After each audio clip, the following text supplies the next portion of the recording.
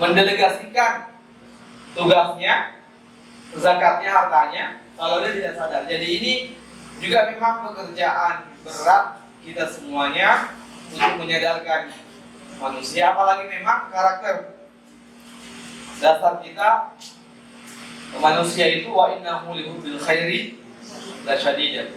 Bahwa sungguhnya manusia itu sangat cinta sama materi, sangat materialistik. Iya.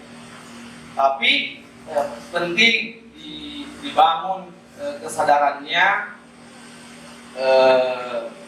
agar dia bisa peduli dengan sesama. Salah satunya adalah lewat membayar zakat. Ada dua cara membangun kesadaran ini. Satu, dengan cara diiming-imingi, ya, bahwa dengan membayar zakat harta kita ini akan menjadi pagar, sebagaimana hadis Nabi, hasinu amwalakum bizakat, pagari hartamu dengan zakat. Jadi kalau orang bangun rumah, bangun pagar dari teralis, dari macam-macam, selain itu ada benteng pertahanan spiritual namanya. Apa namanya? Itulah zakat. Ya. Karena kalau ini tidak dikeluarkan, dia akan keluar dengan caranya sendiri. Ya. Ada orang tiba-tiba dipukul bahunya, tiba-tiba jalan sendiri ke ATM, terkuras sendiri ATM-nya, nanti lama baru sadar. Mungkin gara-gara itu bapak ibu tidak keluarkan zakat. Ya pak, kita takuti gitu juga. Ya. Umat juga memang ini harus ada yang diiming-imingi, ada juga yang harus takut-takut. Basyiran wa nadhiran. Ya. Dibacakanlah ayat atau ayat 34 35 itu, bahwa kalau bapak ibu tidak bayar zakat, nanti akan disetrika jidatnya, disetrika lambungnya, dan disetrika punggungnya nanti di akhirat. Ya, yauma yuhma 'alaiha fi nari jahannam fatuqwa biha jibahuhum wa junubuhum wa dhuhuruhum hadza ma kanastum li anfusikum fadhuqul adzaba bima kuntum taknizun. Hari ketika api neraka jahanam dipanaskan, maka disetrikalah jidatnya, disetrikalah punggungnya, dan disetrikalah lambungnya. Lalu katakan, inilah dampak dari harta yang kau timbun. Fadhuqul adzaba bima kuntum taknizun. Rasakanlah atas harta yang kau timbun. Kenapa disebut ini jidat? Ya, karena ketika diingatkan tentang harta, kewajiban hartanya, jidatnya langsung mengkerut, langsung kalkulasi, beli kuota, beli listrik, beli macam-macam. Rugi saya kalau bayar zakat. Ya, Allah bilang setrika dia punya jidat. Punggung, di lambung. Junubuhum. Kenapa lambung disebut spesifik? Karena lambung ini simbol keperihan. Melihat keperihan anak yatim, melihat keperihan anak-anak tidak bisa lanjut sekolah karena tidak ada biaya, melihat orang-orang tidak bisa ke rumah sakit karena tidak ditanggung BPJS. Lalu ada orang kaya, mobilnya banyak, rumahnya besar, makanan yang 4 sehat 5 sempurna, bahkan buka puasa dibuang-buang, tidak tergerak hatinya sedikit untuk bayar zakatnya, padahal hanya 2,5%. Lalu Allah bilang, berikan dia punya lambung. Tidak ada simbol keperihan, iba di hatinya, tempatnya itu di sini. Punggung ini simbol kerja keras. Ada orang kerja keras, bantu pulang dari pagi sampai malam. Kerja, ya penghasilannya begitu-begitu saja. Anaknya banyak, untuk beli dasar istrinya susah. Tapi ada orang gajinya banyak, penghasilan lainnya banyak, tidak tergerak hatinya bayar zakat. Nah, makanya Allah, ketika dia punya punggung ini simbol kerja keras. Ya, Bapak Ibu sekalian. Nah, itu ada 5 orang yang harus kita takuti begitu. Nah, setelah itu kita bangun kesadarannya, mendelegasikan tugasnya, ya. Kemudian dia akan mengkonfirmasi apa sudah terbangun kesadarannya.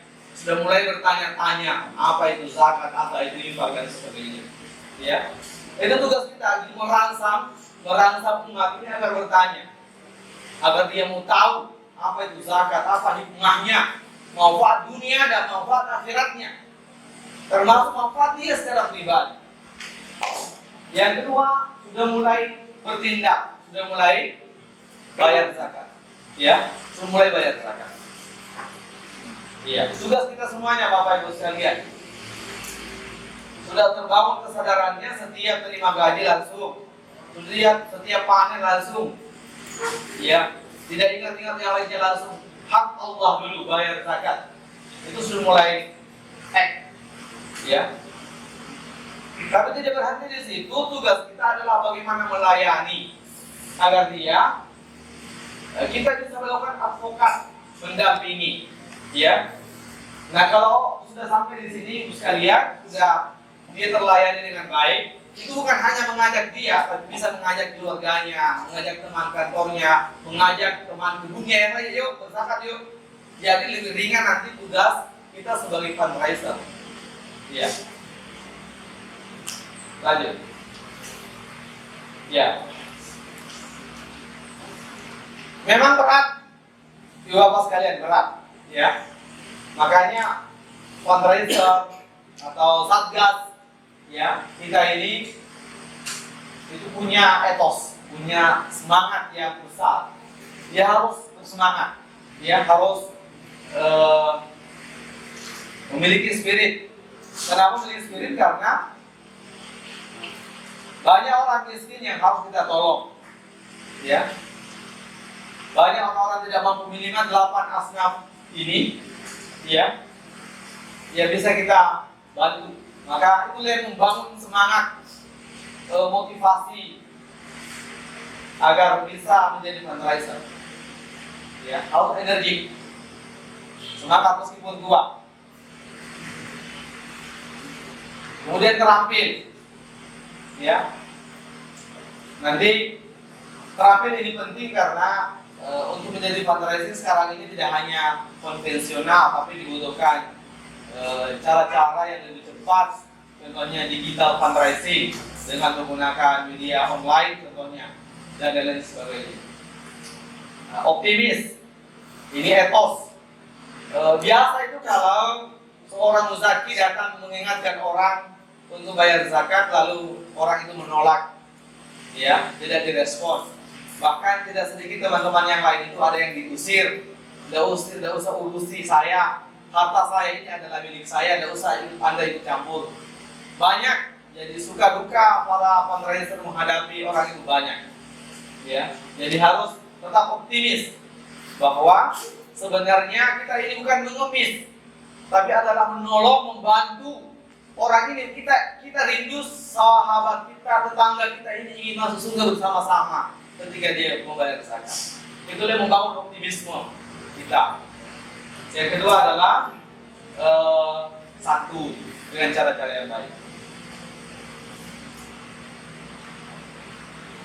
Energi selalu aktif, berenergi dan tidak kenal lelah dalam mengupayakan keberhasilan. Ya. Tidak cepat puas. Nanti ini Bapak sekalian, nanti besok kita akan simulasi. Ibu-ibu akan, bapak-bapak akan diberi tugas, ya, untuk mensediakan kira-kira target bulanan kita berapa puluh juta. Nanti ada yang ke petani bawang, ke petani kentang, ke cengkeh, pedagang, pasar dan kontraktor sebagainya. Nanti kita belajar simulasi, ya. Harus memahami kerja yang telat dalam mengembangkan tugasnya. Nah, itulah terampil. Ya, lanjut.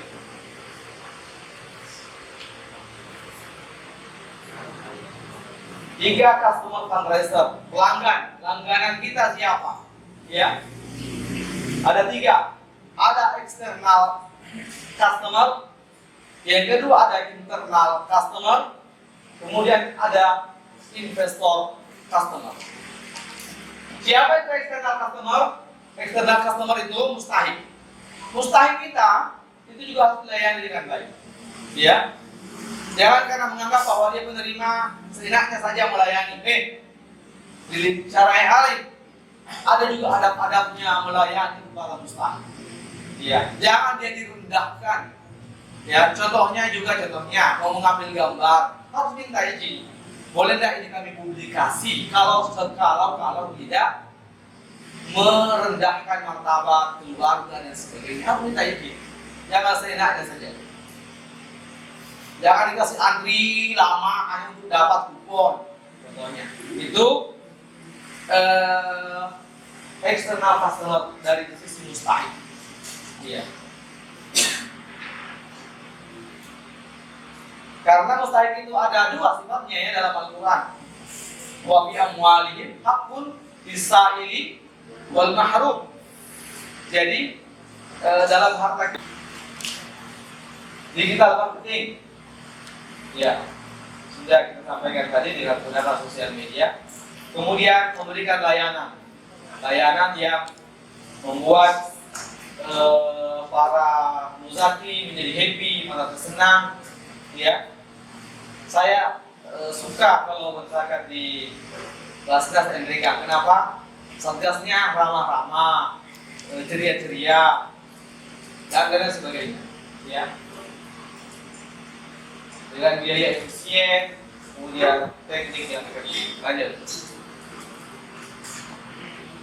Nah, rumus fundraising. Jumlah donatur, rata-rata donasi, atau donasi. Jadi berapa jumlah donatur kita? Nanti besok Bapak Ibu sekalian juga dikasih tugas untuk membuat list calon muzaki. Ya. Di sini ada berapa orang, Pak? 60. Kalau masing-masing kita ini menulis 10 orang saja, 10 orang calon muzaki yang kira-kira bisa bayar zakat. 10 kali 60 butuh berarti berapa? 600 bayar zakat. Ya. Nanti ibu diajari gimana cara teleponnya, gimana cara komunikasinya, ketemu janji dan sebagainya. Nah, itulah rata-rata donasinya berapa setiap bayar zakat, berapa total donasi. Ya. Nah, aktivitas fundraising satu, resale fundraising. Apa yang dimaksud retail fundraising? Retail fundraising itu menggalang dana orang per orang, ya, orang per orang. Inilah pentingnya tabung data. Jadi saya bilang tadi harus ada list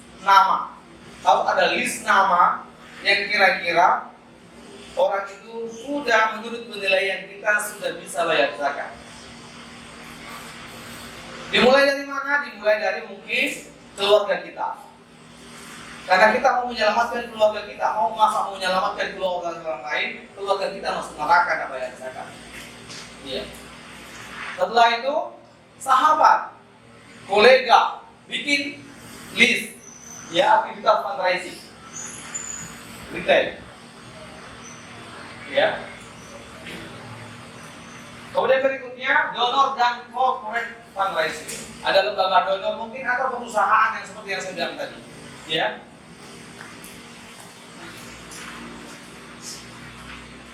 Contohnya ini tasnya. Ya. Contohnya YBM, ini corporate.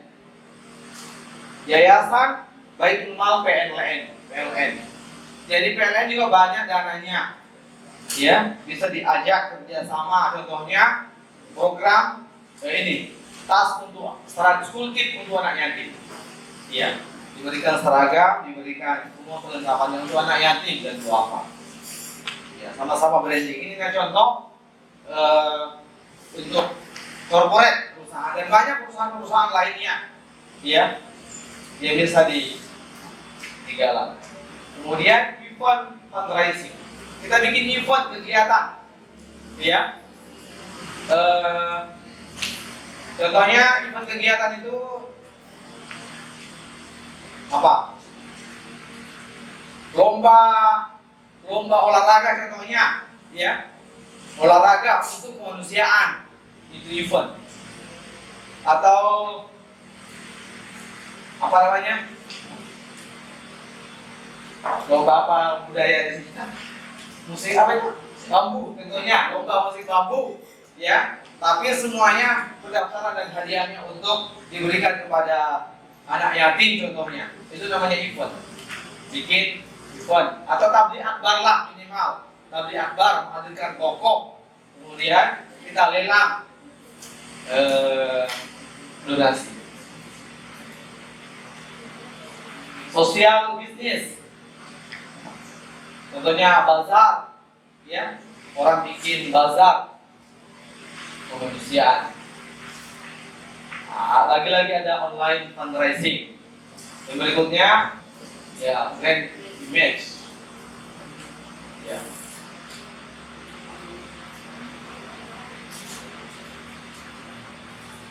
Itu aktivitas fundraising membuat contohnya spanduk, stiker, dan lain sebagainya. Ya lagi. Nah, event fundraising bisa juga dilakukan. Pertama, event mall. Nah, ini kalau di kota-kota besar di Jakarta, di mana Makassar yang sudah banyak mallnya, bisa bikin event di situ, ya. Ataukah biasa kalau kita di Makassar ada lembaga zakat di situ. Melayani orang yang mau berdonasi, dia bikin stand di situ, ya. Yang kedua, pengajian perkantoran. Apalagi bapak ustadz ini, dia harus memberikan pengajian di kantor-kantor, ya, apalagi kalau habis terima gaji. Tapi kan secara sepotong pak ya. Tapi yang bukan mungkin ya habis panen contohnya, buat para petani, ya setiap Jumat berikan. Sambil buka apa namanya di situ booth atau buka stand untuk menerima zakat bawang. Berikutnya apa ini? Event kreatif. Macam apa event kreatifnya ya? Tidak terikat. Event sekolah anak-anak ya bisa dilakukan. Lewat contohnya donasi filantropi, anak-anak bisa dilakukan, diajak untuk donasi. Event masjid lewat pengajian, ibu-ibu arisan dan lain sebagainya. Ya, itu event fundraising. Nah, kalau untuk perusahaan corporate fundraising bisa diajak menjadi sponsor, ya. Diajak menjadi sponsor untuk contohnya bedah rumah, dia menjadi sponsor. Donasi konsumen seperti Alfamart, Indomart dan lain sebagainya swalayan bisa diajak kerjasama di situ. Bisa enggak kami saya titip di sini, setiap uang kembaliannya bisa dimasukkan di situ, ya. Kemudian pengajian perkantoran, kemudian donasi karyawan, ya. Nah, ini bisa dilakukan. CSR, ya, selain zakat perusahaan, CSR juga bisa digalang, ya, agar dia dapat bersalah. Dan kepedulian sosialnya setiap perusahaan itu ada. Lanjut. Ya, lanjut. Nanti ada materi khusus. Nah, Ibu-Bapak sekalian, ini survei dari Great Factory Kompas Gramedia 2018, ya, bahwa seorang fundraiser itu pengaruhnya mengedukasi itu 94%. Jadi pentingnya mengedukasi, kita ajak orang tentang zakat, infak dan sebagainya, ya. Kemudian menginspirasi, ya, 80,6%.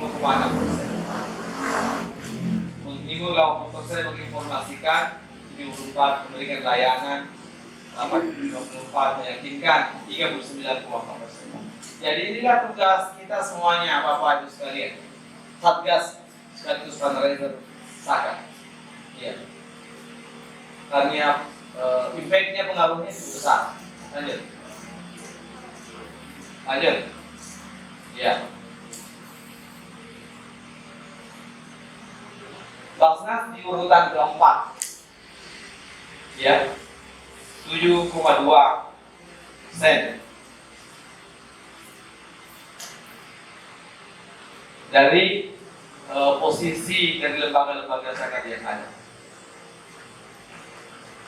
Ya. Nah, pilihan penyaluran, Bapak Ibu sekalian, pilihan penyalurannya lembaga zakat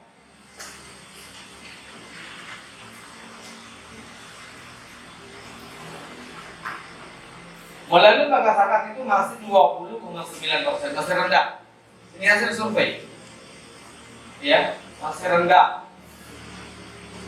Disalurkan langsung ke yang berhak itu 40,5%, cukup tinggi.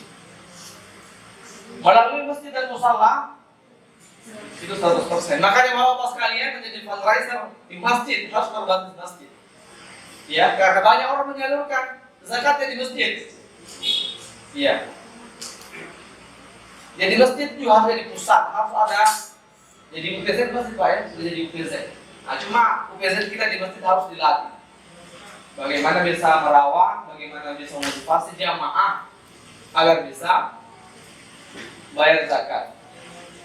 Ya. Nah itu. Ini informasi yang valid. Lanjut.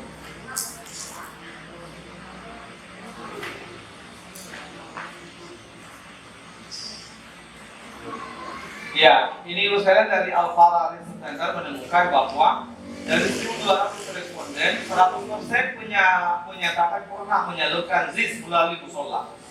40,5% menyalurkan langsung kepada yang membutuhkan, dan 20,9% pernah menyalurkan ZIS melalui lembaga zakat. Dari 20% kelas menengah yang menyatakan pernah menyalurkan ZIS melalui ZIS, mereka menyatakan menyalurkan ZIS melalui dompet duafa 31%, rumah sakit 23%, rumah yatim 12%, dan sebagainya. Ya, jadi masih cukup tinggi persentasenya masyarakat menyalurkan zakatnya secara langsung. Dan ini tugas kita semuanya, karena salah satu spirit dari dibentuknya undang-undang zakat agar umat Islam ini bayar zakatnya secara lembaga, ya, secara lembaga yang resmi, ya. Salah satunya Basnas sebagai induk, ya, dari lembaga badan amil zakat yang ada. Lanjut. Ini yang saya bilang tadi pentingnya ibu sekalian, fundraising online. Fundraising kitabisa.com tahun 2018 itu menghimpun 543 miliar. Itu yang saya bilang tadi, hanya anak-anak muda semuanya yang menghimpun. Itu pun di belakang laptop semuanya. Ya. Ya, lanjut. Nanti mungkin diundang orang khusus, ya, karena saya bukan ahlinya di IT, di bidang online.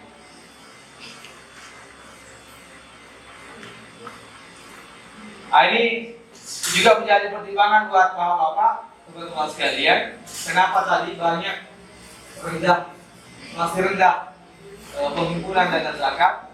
Yaitu karena ada 3 hal sebagai penyebab rendahnya penghimpunan dana zakat secara nasional. Pertama, rendahnya literasi zakat. Iya, rendah sekali literasi zakat.